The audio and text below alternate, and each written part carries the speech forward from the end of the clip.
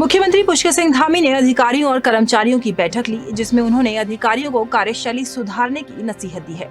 उन्होंने मुख्य सचिव को निर्देश दिए हैं कि सभी अधिकारी कार्यालय में समय पर पहुंचे। इसके लिए उनके बायोमेट्रिक हाजिरी की प्रक्रिया शुरू की जाए। गुड गवर्नेंस को लेकर आहूत बैठक में सीएम धामी ने मुख्य सचिव को प्रदेश के सभी सरकारी कार्यालयों में कर्मचारियों की उपस्थिति दर्ज कराने के लिए अविलंब बायोमेट्रिक प्रणाली के सुचारू रूप से अनुपालन किए जाने के निर्देश दिए हैं। सीएम धामी ने कहा कि मैं सभी कर्मचारियों से समय पर कार्यालय पहुंचने की अपेक्षा करता हूं। देखिए, चूंकि समय की बड़ी महत्ता है और सभी लोगों को, चाहे हमारे सभी कार्मिकों, जो तय समय है उस समय पर सभी को कार्यालय में पहुंचना चाहिए और तय समय तक काम करना चाहिए। उसको लेकर बायोमेट्रिक हो या तय समय सीमा के लिए जो भी मापदंड हो सकते हैं, मैंने आज मुख्य सचिव को निर्देश दिए कि वो इस प्रकार की व्यवस्था पूरे प्रदेश के अंदर लागू करें। अक्षय तृतीया यानी 3 मई से चारधाम यात्रा शुरू हो रही है। ऐसे में विभागीय स्तर पर तैयारियां जोरों शोरों से चल रही है। पर्यटन मंत्री सतपाल महाराज ने कहा कि सभी तैयारियां पूरी कर ली गई हैं। कुछ तैयारियां जो बची हैं, उनको 3 मई तक पूरा कर लिया जाएगा। मंत्री सतपाल महाराज ने कहा कि प्रधानमंत्री नरेंद्र मोदी को भी चारधाम आने का न्योता दिया गया है। हालांकि उन्होंने यह भी साफ किया है कि चारों धामों में सबसे पहले प्रधानमंत्री नरेंद्र मोदी के नाम से पूजा की जाएगी। उन्होंने कहा कि चारधाम में आने वाले सभी यात्रियों को मास्क पहनना अनिवार्य होगा, साथ ही सैनिटाइजर भी साथ में रखना होगा। सारे अधिकारी जो हैं बिल्कुल चौकन्ने हैं और सारी हमारी तैयारियां पूरी हो चुकी हैं। मंदिरों के अंदर भी व्यवस्था हो चुकी है ताकि कम से कम लगभग बद्रीनाथ मंदिर के अंदर 15,000 जो है दर्शनार्थी हैं उनको दर्शन कराया जा सके और ये व्यवस्था जो है बड़ी सुचारू रूप से चलेगी।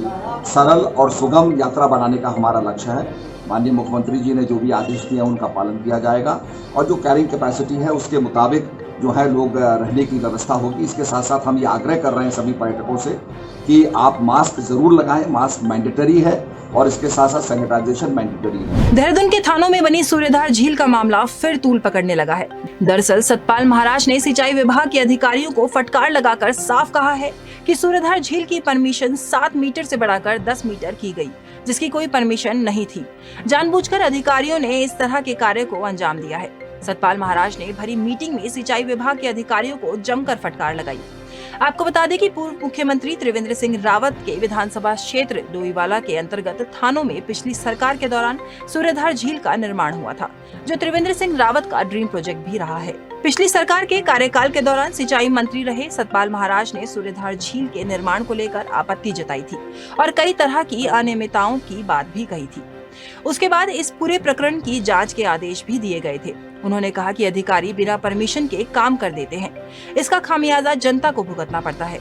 झील की गहराई बढ़ाना बाढ़ सुरक्षा के मानकों के विपरीत है। जो डैम है वो 7 मीटर बनना था, 7 की जगह आप उसको 10 ले गए। किसकी सैंक्शन थी, किसकी परमिशन थी?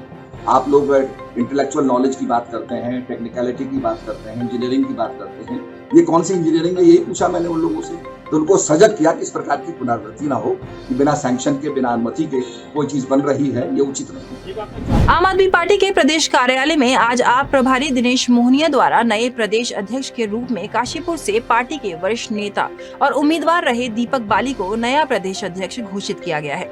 घोषणा करने के बाद आप प्रभारी ने कहा कि आप पार्टी को उत्तराखंड में अपार स्नेह मिला है। आप पार्टी आने वाले समय में नगर निगम और नगर पालिका के चुनाव में भी पूरी ताकत झोंक देगी। प्रदेश अध्यक्ष के नेतृत्व में चुनाव लड़ेगी और चंपावत उपचुनाव के लिए पार्टी आपसी चर्चा के बाद चुनाव लड़ने पर जल्द विचार करेगी। वहीं आपके नए प्रदेश अध्यक्ष दीपक बाली ने कहा कि पार्टी ने उन्हें जो जिम्मेदारी दी है उस पर वो पूरी तरह से खरे उतरेंगे। उन्होंने पार्टी के शीर्ष नेतृत्व का उन पर भरोसा जताने के लिए आभार भी जताया है। जो जिम्मेदारी मुझे दी है और मेरे पर विश्वास जताया है, मैं पूरा प्रयास करूंगा कि इस जिम्मेदारी पर खरा उतरूं। आम आदमी पार्टी के कार्यकर्ता आज भी मैं हमेशा एक बात कहता हूं कि आम आदमी पार्टी का कार्यकर्ता हारता नहीं है, या जीतता है या सीखता है। तो आज हमारे 2022 का चुनाव हम अपने पूरे मनोयोग से लड़े जरूर हैं।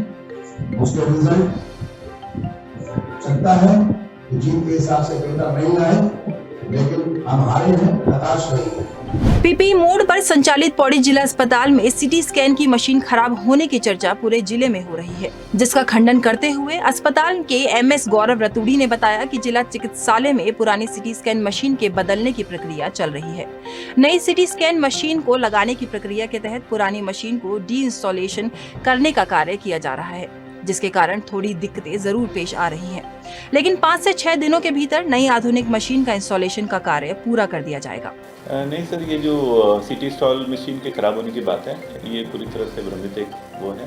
ऐसा है कि हमारे जो नया सीटी स्कैन मशीन है जो 64 स्लाइस है, जो अभी प्रेजेंटली जो है वो 16 स्लाइस की मशीन है, और जो अब नई आ रही है वो 64 स्लाइस की मशीन है।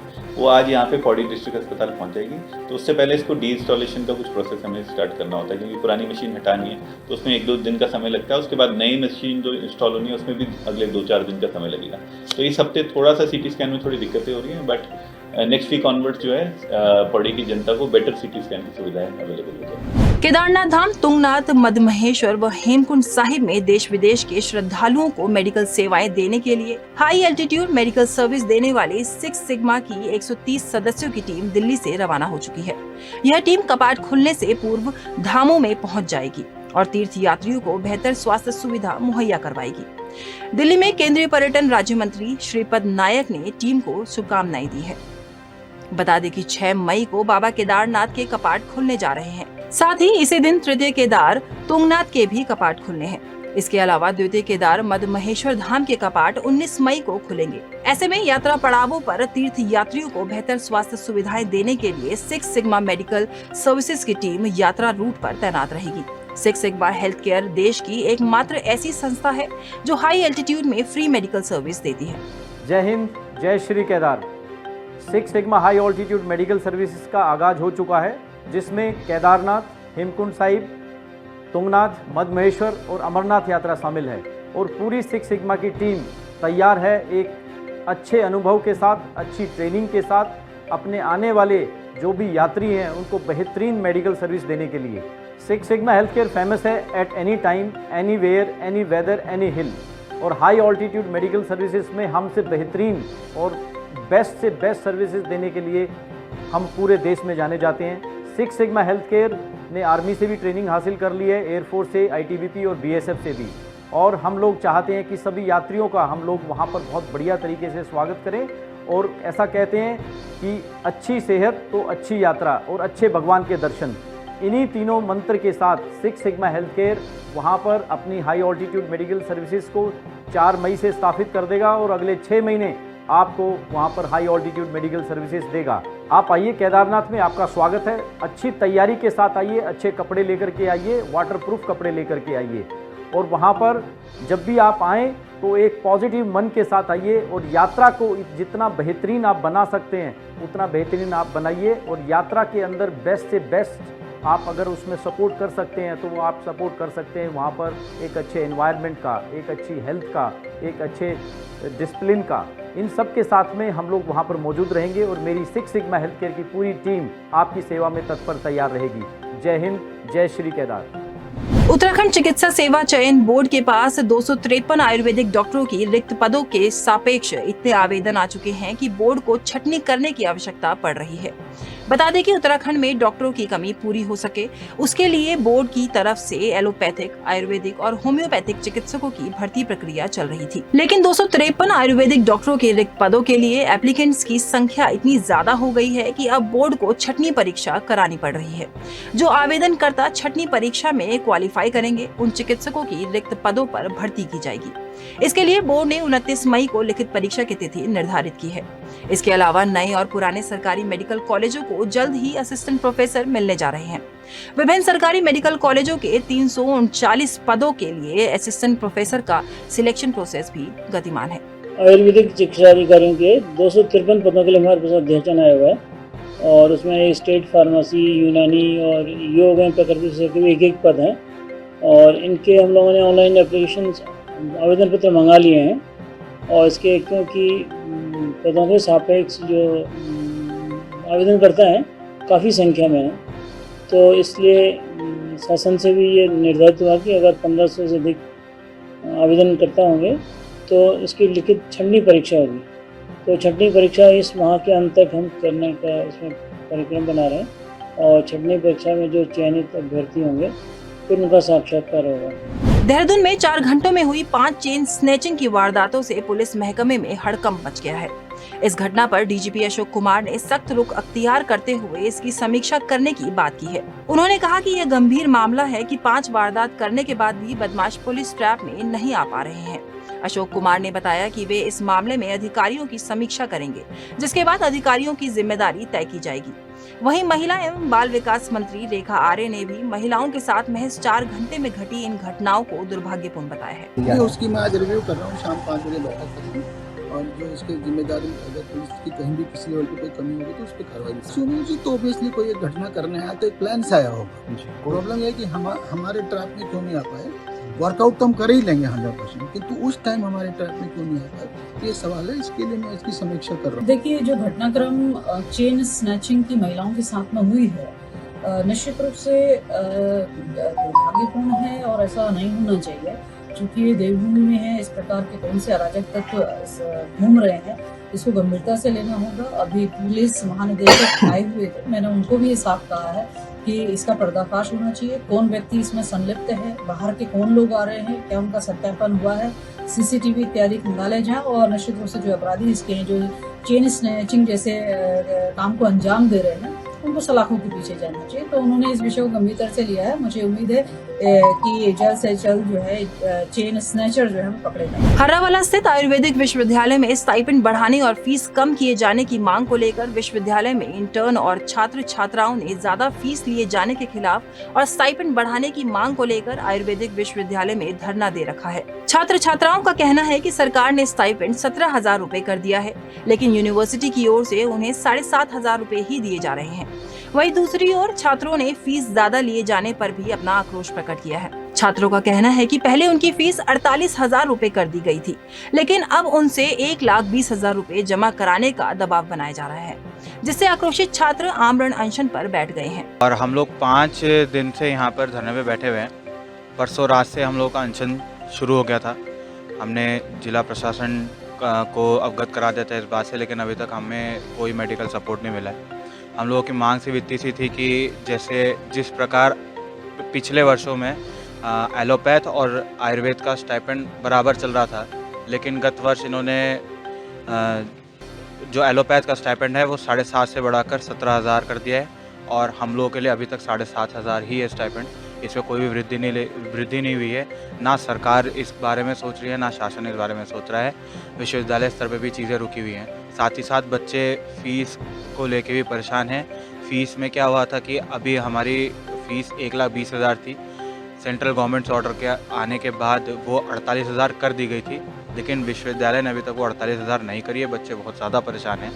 हमारी बातें नहीं मानी जा रही है, इस कारण से हम लोग आमरण अनशन पे हैं, लेकिन अभी तक इस पर भी कोई एक्शन नहीं लिया गया। कोई मेडिकल सपोर्ट हमें नहीं मिल पाया इसमें। सबसे पहले स्टाइपेंड की बात है कि 17,000 का जब ऑर्डर निकल चुका है गवर्नमेंट की तरफ से, तो यहाँ पे हमें क्यों नहीं मिल रही है। ऊपर से जो हमारे सीनियर इंटर्न्स हैं वो 6 महीने से लगातार काम कर रहे हैं और अभी तक कोई उनसे स्टाइपेंड की बात तक नहीं करी है। जो एक मजदूर होता है उसको भी डेली की दिहाड़ी मिलती है, उससे भी ज़्यादा कई गुजरी हालत इन लोगों ने हमारी बना रखी है, जबकि हम 4 साल का प्रोफेशनल कोर्स पढ़ के उसके बाद इंटर्नशिप कर रहे हैं। तो हमारी मांग बस यही है कि जो 7,500 इन लोगों ने हमें रिटर्न में दे रखा है स्टाइपेंड, वो बढ़ा के 17,000 कर दे। दूसरी मांग ये है कि अभी 48,000 इन्होंने हमारी फ़ीस का ऑर्डर निकाला था दिसंबर में। 100% बच्चों ने फ़ीस जमा कर दी। उसके बाद में 4 महीने बाद इनको याद आता है कि नहीं, फ़ीस जो है वो तुम लोग के लिए नहीं घटाई गई थी और फिर से हमारी फ़ीस बढ़ा के 1,20,000 कर दी गई। तो हम चाह रहे हैं उसका मैं या तो एक्सप्लेनेशन दें कि क्यों किया ऐसा, और हमें मतलब कोई एक्सप्लेनेशन भी नहीं दिया कि क्यों। ना रिटर्न में ऑर्डर, केवल हम पे मौखिक रूप से दबाव बनाया जा रहा है कि फ़ीस जो है 1,20,000 जमा करो। थराली में नशे के विरुद्ध अभियान के तहत शुक्रवार की सुबह एक सूचना पर थराली के उप जिलाधिकारी रविंद्र कुमार जुवंठा के नेतृत्व में राजस्व एवं रेगुलर पुलिस की एक संयुक्त टीम पार्था एवं बमोटिया गांव पहुंची, जहां पर अवैध रूप से उत्पादित भांग की खेती को इस टीम ने नष्ट कर दिया। एसडीएम थराली रविंद्र जुवंठा ने बताया कि करीबन 10 नाली भूमि पर भांग की खेती को नष्ट किया गया है और मामले में सुसंगत धाराओं में मुकदमा पंजीकृत कर जाँच शुरू कर दी गई है। और पारथा गांव में एक संयुक्त अभियान चलाया गया जिसमें राजस्व पुलिस भी थी एंड रेगुलर पुलिस भी थी, और इसमें हमने लगभग 10 नाली के करीब जो है भांग की खेती को जो है नष्ट करा गया है। और बाकी जो है जो भी लोग इसमें संलिप्त हैं उनके विरुद्ध जो है सुसंगत धाराओं में जो है मुकदमा दर्ज कराया। यदि आप उत्तराखंड राज्य से हैं और अपने क्षेत्र की कोई खबर प्रसारित कराना चाहते हैं तो हमें वह खबर, उससे संबंधित वीडियो अथवा फोटो हमारे व्हाट्सएप नंबर 9045017701 पर भेज दीजिए। हम आपकी खबर आपके नाम के साथ अवश्य प्रसारित करेंगे। धन्यवाद।